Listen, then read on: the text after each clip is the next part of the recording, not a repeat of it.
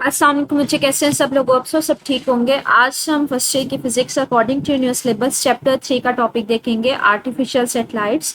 Artificial satellites होते क्या हैं बच्चे? कोई सी भी ऐसी चीज़ जो ज़मीन के गिर्द घूमती है उसको हम लोग सैटेलाइट बोलते हैं। आर्टिफिशियल का मतलब है मैन मेड। अगर कोई सैटेलाइट जो है वो ज़मीन के गिर्द जो है घूम रहा है और उसको इंसान ने बनाया हुआ है तो वो हम कहते हैं आर्टिफिशियल सैटेलाइट। अच्छा, दो यूजुअली सैटेलाइट्स ना दो तरह के होते हैं। एक होते हैं हमारे पास नेचुरल सैटेलाइट्स और एक होते हैं आर्टिफिशियल। मैंने आपसे कहा कोई भी चीज़ जो ज़मीन के गिर्द घूम, हमें पता है चांद भी ज़मीन के गिर्द घूम रहा होता है, तो चांद भी आपके पास सैटेलाइट ही है, लेकिन मुझे ये नेचुरल सैटेलाइट में आ जाएगा। और हमारे पास अगर हम बात करें अभी जो आर्टिफिशियल सैटेलाइट की बात कर रहे हैं, कहते हैं ऐसे सैटेलाइट जो मैन मेड होते हैं और जो ज़मीन के गिर्द घूमते हैं, इनको आर्टिफिशियल सैटेलाइट बोला जाता है। तो इसके इंट्रोडक्शन में वो यही कह रहा है कि सैटेलाइट्स वो ऑब्जेक्ट हैं जो ज़मीन के गिर्द सर्कुलर पाथ में रिवॉल्व करेंगे। आर्टिफिशियल सैटेलाइट्स हैं और ये वो वाले सैटेलाइट्स हैं जो मैन मेड होते हैं। They are put into orbit by rockets and held into orbit by the gravitational pull of the earth. कहते हैं इनको जो खला में भेजा जाता है कि वो ज़मीन के गिर्द जाके रिवॉल्व करें। वो कैसे भेजे जाते हैं? आप क्या करते हैं, रॉकेट के जरिए ना सेटेलाइट को खला में भेजते हैं। रॉकेट जाके क्या करते हैं, कुछ हाइट पे जाके ना उसको इनिशियल वेलोसिटी के साथ उसको कह लें मूव करवाता है स्पेस में। अब अगर इनिशियल वेलोसिटी इसकी थोड़ी है तो ज़मीन की ग्रेविटी क्या करती है, उसको थोड़ा बेंड करवा के अपनी तरफ नीचे की तरफ ले आती है और वो ज़मीन पे फॉल कर जाता है।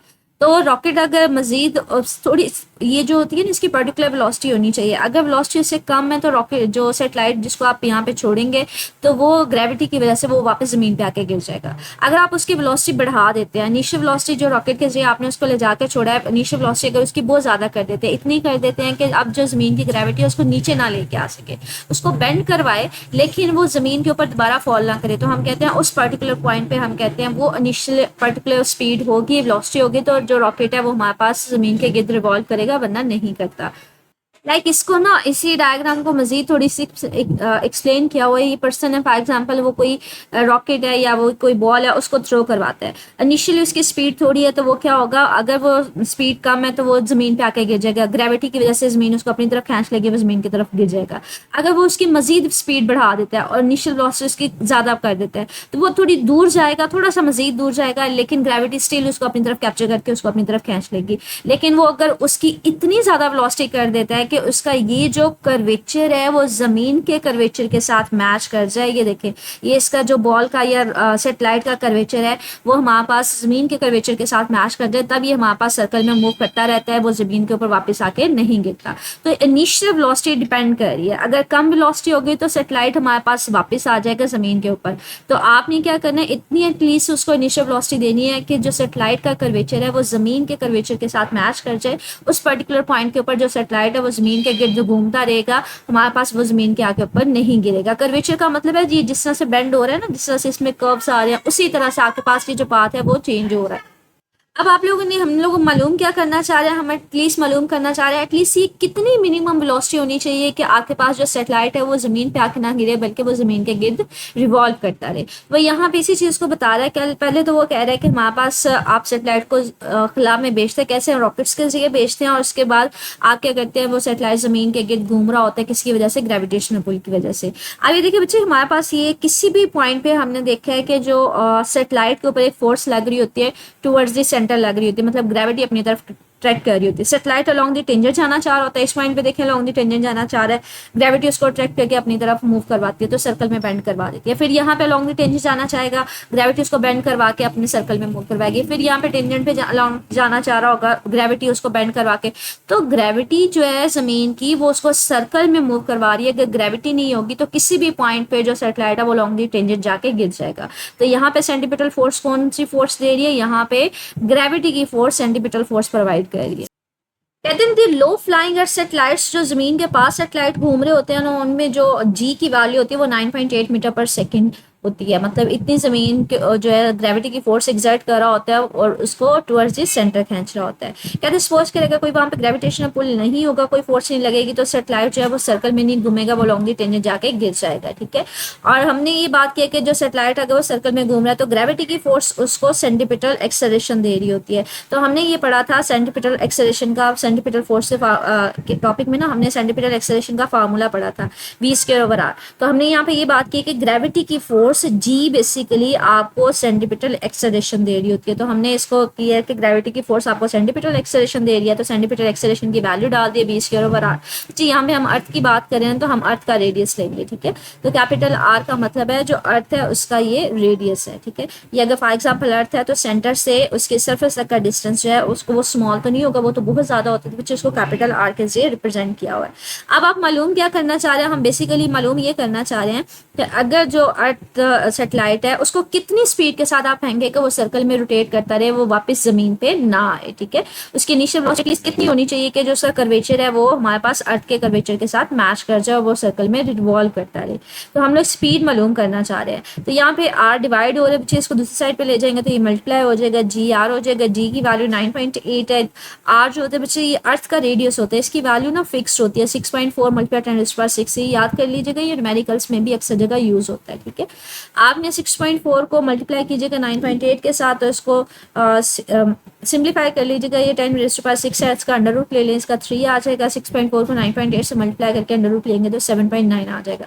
7.9 अब चाहिए 10⁻³ है, तो ये प्रीफिक्स है, ये प्रीफिक्स किलो होती है, ठीक है। तो ये 7.9 किलोमीटर पर सेकंड आ गया। ये मेरे पास इतनी स्पीड है कि इतनी मिनिमम स्पीड होगी तो हमारे पास जो सैटेलाइट है वो जमीन के गिर्द रिवॉल्व करेगा। इससे अगर कम स्पीड देंगे तो वो जमीन पे आके वापस गिर जाएगा। जैसे लाइक अगर मैंने आपको यही एग्जांपल दिखाई है कि अगर 7.9 किलोमीटर पर सेकंड होगी तो वो जमीन के गिर्द रिवॉल्व करेगा, अगर उससे कम होगी तो वो क्या करेगा, ग्रेविटी की वजह से वापस जमीन पे आ जाएगा।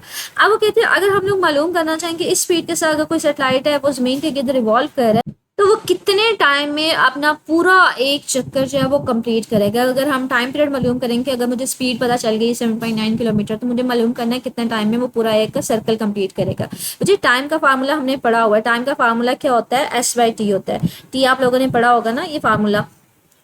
अच्छा, हम लोग ना स्पीड का फार्मूला पढ़ते हैं, वो क्या पढ़ते हैं, S/T मतलब डिस्टेंस ओवर टाइम। आप टाइम को इधर ले जाएं, स्पीड को नीचे ले आए तो ये आ जाएगा डिस्टेंस ओवर स्पीड। आप टोटल डिस्टेंस, अगर कोई ऑब्जेक्ट जो है लाइक सेटेलाइट जो है वो जमीन के गिर्द घूम रहा है तो वो पूरा एक सर्कल कंप्लीट करने में कितना टाइम लगेगा। बच्चे एक सर्कल पूरा होता है ना बच्चे, उसको सर्कमफेरेंस बोलते हैं, ठीक है।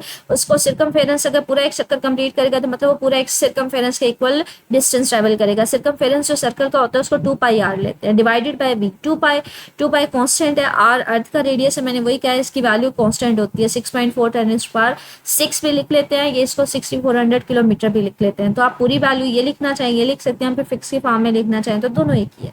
और स्पीड की आपके पास क्या है, 7.9 × 10⁻³ मीटर पर सेकेंड। अच्छा, उसने सेम प्रीफिक्स में दोनों लिए तो किलो किलो से कट देगा, उसने वैल्यू नहीं डालनी। आप को इस सारे में जाने की जरूरत नहीं है, आप इसकी जो बेसिक स्टैंडर्ड वैल्यूज है ना बच्चे वही लीजिएगा, मीटर में लीजिएगा तो आपके पास मिस्टेक के चांसेस नहीं होंगे, ठीक है। तो आप रेडियस की वैल्यू पुट करें, आगे स्पीड की वैल्यू पुट ऑन करेंगे तो ये 5060 सेकेंड आ जाएगा। अगर इसको आपने मिनट्स में करना है तो इसको 60 से डिवाइड कर दीजिएगा तो आपके पास 84 अप्रोक्सीमेटली हम कह सकते हैं मिनट्स आ सकते हैं, ठीक है। तो ये ओवरऑल आपके पास बता रहा है कि अगर वो इस स्पीड के साथ हमारे पास ये जो मिनिमम स्पीड है जिसको हम लोगों ने क्रिटिकल वेलोसिटी कहा था, जिसके साथ जो सेटेलाइट है वो जमीन के गिर्द रिवॉल्व कर रहा होता है, अगर इस स्पीड के साथ रिवॉल्व कर रहा है तो आपके पास कितने टाइम में वो पूरा एक सर्कल कंप्लीट करेगा, तो वो 84 मिनट्स में करेगा। बच्चे ये मोस्ट कॉमनली MCQ भी पूछ लिया जाता है कि जो ऑर्बिट है जो नियरेस्ट जमीन के गिर्द रिवॉल्व कर रहा होता है वो अप्रॉक्सीमेटली कितने टाइम में अपना पूरा एक सर्कल कंप्लीट करता है, ये 84 मिनट्स में करता है, ठीक है। तो ये तो सेटेलाइट लिया था जो हमने कहा था जमीन के काफी ज्यादा पास होता है, एटलीस्ट मिनिमम। क्रिटिकल वेलोसिटी का मतलब है मिनिमम वो वेलोसिटी कितनी है कि आपके पास सेटेलाइट है वो जमीन के गिर्द रिवॉल्व कर रहा है। कहते हैं अगर आपने हायर के ऊपर मतलब काफी ज्यादा डिस्टेंस के ऊपर सेटेलाइट को रिवॉल्व करवाना है फिर आपके पास स्पीड कितनी होगी, फिर उसके हिसाब से देखें।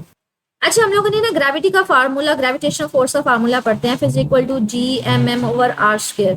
लाइक आपके पास ये ग्रेविटेशनल कांस्टेंट होता है m, कैपिटल M मास अर्थ का मास होता है, स्मॉल m सेटेलाइट का मास होता है, ओवर r² डिस्टेंस होता है।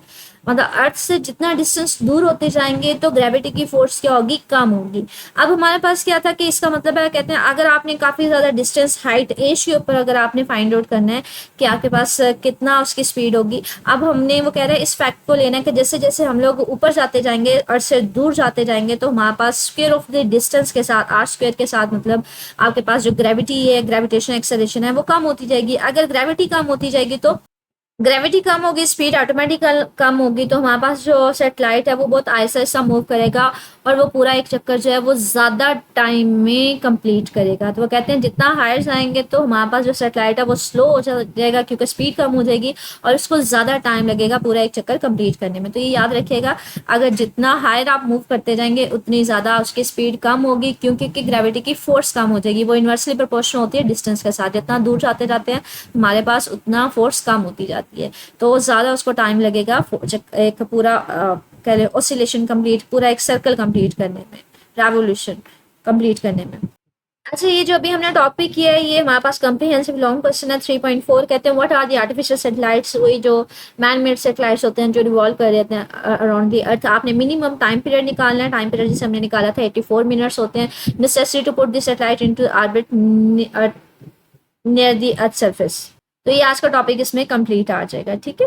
अच्छा, इस टॉपिक में मुझे क्रिटिकल वेलोसिटी की ना डेफिनेशन पूछ ली जाती है, तो क्रिटिकल वेलोसिटी की डेफिनेशन शॉर्ट क्वेश्चन में पूछ ली जाती है। याद रखिएगा, मिनिमम वेलोसिटी होती है जो सैटेलाइट को ऑर्बिट में रिवॉल्व करवाने के लिए नेसेसरी होती है। उसकी वैल्यू क्या होती है क्रिटिकल वेलोसिटी की? 7.9 किलोमीटर पर सेकंड। तो आपने इसकी डेफिनेशन याद रखिएगा और साथ में इसकी वैल्यू याद रखिएगा। यहाँ तक एक लॉन्ग क्वेश्चन एंड हो गया। नेक्स्ट लॉन्ग क्वेश्चन देखते हैं, हमारे पास है ऑर्बिटल वेलोसिटी, कि अगर कोई ऑब्जेक्ट जो है लाइक सेटेलाइट है, अगर वो जमीन के गिर्द जो है ऑर्बिट में रिवॉल्व कर रहा है, कहते हैं सपोज करें सेटेलाइट का जो मास है वो एम, स्मॉल एम से उसको रिप्रेजेंट किया और साथ में छोटा सा मतलब है सेटेलाइट है, और ऑर्बिट में वो कहते हैं स्पेसिफिक स्पीड वी के साथ मूव कर रहा है, सर्कल में मूव कर रहा है, और यहाँ पे अर्थ को वो कह रहा है इसका मास जो है वो कैपिटल एम से हमने रिप्रेजेंट किया, और जिस ऑर्बिट में ये हमारे पास सेटेलाइट अर्थ के अराउंड मूव कर रहा है ना, यहाँ से यहाँ तक का जो टोटल डिस्टेंस है उसको स्मॉल आर से रिप्रेजेंट किया है, ठीक है। अब वो कहते हैं सेटेलाइट जो है वो हमारे पास जमीन के गिर्द रिवॉल्व कर रहा है। अब जो सेटेलाइट को सेंटीमीटर फोर्स मिल रही है वो किसकी वजह से मिल रही है? वो अर्थ की ग्रेविटेशनल फोर्स की वजह से मिल रही है। तो यहाँ पे कहते हैं हमारे पास जो फोर्स सेटेलाइट को मिल रही है, मतलब जिसकी वजह से वो सर्कल में रिवॉल्व कर रहा है, फोर्स ऑफ अट्रैक्शन जो है वो बेसिकली कहाँ से मिल रही है? वो ग्रेविटेशनल फोर्स से मिल रही है। तो सेंटीमीटर फोर्स उसको कहाँ से मिल रही है? ग्रेविटेशनल फोर्स से। सेंटीमीटर फोर्स का फार्मूला क्या होता है? mv²/r, विच इज सेटेलाइट को सेंटीमीटर फोर्स मिल रही है ना, तो हमारे पास सेटेलाइट का फिर हमारे पास क्या होगा? सेंटीमीटर फोर्स का फार्मूला mv²/r। और दे कौन रहा है? अर्थ उसको दे रहा है ग्रेविटेशनल फोर्स अर्थ की, तो ग्रेविटेशनल फोर्स का फार्मूला क्या होता है? Gmm/r²। मतलब कैपिटल एम का मतलब है अर्थ का दो ऑब्जेक्ट्स के मैसेस का प्रोडक्ट डिवाइडेड बाय उनके दरमियान के डिस्टेंस का स्क्वायर होता है। तो इसका मैस कैपिटल एम है, इसका मैस स्मॉल एम है, तो इनके दरमियान डिस्टेंस स्मॉल आ रहा है, तो इसका आ जाएगा GMS, मतलब स्मॉल एम सेटेलाइट का मास कैपिटल एम, अर्थ का mass divided by R square. अब इन दोनों क्वेश्चंस को सिंप्लीफाई करने में यहाँ पे 2 आ रहे हैं, एक का स्क्वायर इसके साथ खत्म हो जाएगा, ये इसके साथ कैंसिल हो जाएगा, एम सेटेलाइट का मास दोनों साइड से खत्म हो जाएगा, यहाँ पे क्या बचेगा? GM/r बचेगा, बी स्क्वायर है, दोनों साइड अंडर रूट ले लें, तो ये हमारे पास स्पीड का फार्मूला आ गया कि एटलीस्ट ये हमारे पास स्पीड है कि जिसके साथ जो है कोई भी सेटेलाइट जो है वो जमीन के गिर्द रिवॉल्व कर रहा है। कहते हैं इस फार्मूले से हमें पता क्या चल रहा है? इस फार्मूले से हमें ये पता चल रहा है कि जो सेटेलाइट है, कोई भी सेटेलाइट जो जमीन के गिर्द रिवॉल्व कर रहा है उसकी स्पीड इस चीज के ऊपर डिपेंड नहीं कर रही सेटेलाइट का मास कितना है। सेटेलाइट बड़ा भी हो सकता है, छोटा भी हो सकता है, उसकी स्पीड डिपेंड कर रही है कि अर्थ से उसका डिस्टेंस कितना है। मुझे जी जो है ये ग्रेविटेशनल कांस्टेंट है, ये तो चेंज नहीं होगा, ये तो कांस्टेंट है। एम क्या है? अर्थ का मास है, वो भी कांस्टेंट है। चेंज क्या होगा? आर, मतलब अगर आप अर्थ से दूर जाते जाओगे तो आपकी स्पीड कम, मतलब सेटेलाइट की स्पीड कम होती जाएगी। अर्थ के पास आते जाओगे, नियर वाले किसी ऑर्बिट में होगे तो स्पीड ज्यादा होगी। तो इसका डायरेक्टली डिपेंड कर रहा है जो जमीन से कितने डिस्टेंस के ऊपर है। वो कहते हैं यहाँ पे दिस शोज, ये क्वेश्चन आपको क्या शो करिए कि जो सेटेलाइट का मास है वो अनइम्पॉर्टेंट है, वो डिपेंड, उसके ऊपर डिपेंडेंस नहीं है स्पीड की, ऑर्बिटल वेलोसिटी की डिपेंडेंस नहीं है। वो सिर्फ और सिर्फ डिपेंड किसके ऊपर कर रहा है कि अर्थ से कितने डिस्टेंस के ऊपर है। जितना ज्यादा आप दूर जाते जाएंगे तो उतनी ज्यादा स्पीड हमारे पास क्या होती जाएगी? कम होती जाएगी। तो एटलीस्ट आप यहाँ से इसकी वैल्यू भी निकाल सकते हैं। हमारे पास जी ग्रेविटेशन कांस्टेंट होता है, इसकी वैल्यू 6.67 मल्टीप्लाई 10⁻11 होती है। एम मास ऑफ अर्थ होता है, ये भी फिक्स होता है, 6 मल्टीप्लाई 10⁻24 होता है। आठ जिस ऑर्बिट में मूव करेगा, तो कहते हैं यहाँ से मिनिमम आप किसी भी ऑर्बिट के लिए स्पीड की वैल्यू मालूम कर सकते हो। उस स्पीड के इक्वल अगर आप सेटेलाइट को स्पीड देंगे तो वो सर्कल में रिवॉल्व करेगा, अदरवाइज वो जमीन के ऊपर गिर जाएगा। जैसे मैंने आपको प्रीवियस एग्जाम्पल में दिखाया था कि अगर इस ऑर्बिट के लिए आप यहाँ पे मालूम कर सकते हैं कि आपके पास कितनी स्पीड होनी चाहिए, आप इसको यहाँ पे सिर्फ और सिर्फ आर मालूम करना पड़ेगा, सेंटर से लेके यहाँ तक सर्कल तक का डिस्टेंस मालूम करना पड़ेगा। तो आप हर ऑर्बिट के लिए मिनिमम स्पीड मालूम कर सकते हैं। अगर वो स्पीड देंगे तो वो सर्कल में रिवॉल्व करेगा, अगर उससे कम होगी तो वापस जमीन के ऊपर आके गिर जाएगा। अच्छा, ये ओवरऑल तो लॉन्ग शॉर्ट क्वेश्चन में ही होते हैं, लेकिन ये आपके पास क्योंकि वन स्टेप इसमें डेरिवेशन है, सिर्फ एक्सप्लेन ही कर रहे हैं, छोटा सा टॉपिक है कि एक सैटेलाइट है वो जमीन के गिर्द घूम रहा है, तो उसको सेंटीपिटल फोर्स जमीन जो है ग्रेविटेशनल फोर्स की वजह से प्रोवाइड कर रही है। और यहाँ पे एंड एक्सप्रेशन से कह रहा है कि हम सेटेलाइट के मास के ऊपर डिपेंडेंस नहीं है, लेकिन ये एक्सरसाइज में लॉन्ग क्वेश्चन में पूछा हुआ है। ये देखें 3.5 है, कहते हैं define orbital speed and drive an expression for the same. मतलब ये सेकंड लॉन्ग क्वेश्चन है। आगे कंस्ट्रक्टेड रिस्पांस क्वेश्चन है हमारे पास, कहते हैं 3.5 है, is the motion of A satellite in its orbit uniform और एक्सेलरेटेड। कि अगर सर्कल में मूव करे तो यूनिफॉर्म उसकी स्पीड रहेगी या चेंज होगी। बच्चे अगर सर्कल में आपके पास सैटेलाइट मूव कर रहे हैं तो हर पॉइंट पर उसकी वेलोसिटी की डायरेक्शन चेंज हो रही है, वो लॉन्गली टेंजेंट है, तो इसलिए हमारे पास एक्सेलरेटेड मोशन होगी। ठीक है, तो यहाँ पे यही कह रहे हैं कि सैटेलाइट जो हमारे पास स्पीड उसकी कांस्टेंट होती है, लेकिन अगर हम मोशन की बात करें उसकी डायरेक्शन हर पॉइंट पे चेंज हो रही होती है, इसलिए हम कहते हैं ओवरऑल जो मोशन है सर्कुलर मोशन में उसकी वेलोसिटी चेंज हो रही होती है, स्पीड सेम रहती है। मतलब स्पीड सेम रहती है अगर कोई ऑब्जेक्ट जो है ये सैटेलाइट सर्कल में मूव करता है, लेकिन हर पॉइंट पर उसकी डायरेक्शन क्या होती है, वो चेंज हो रही होती है। तो ये आज के टॉपिक थे, जिनसे रिलेटेड स्टिल कुछ पूछना हो मेरे से कमेंट सेक्शन में पूछ लीजिएगा। ओके, अल्लाह हाफिज़।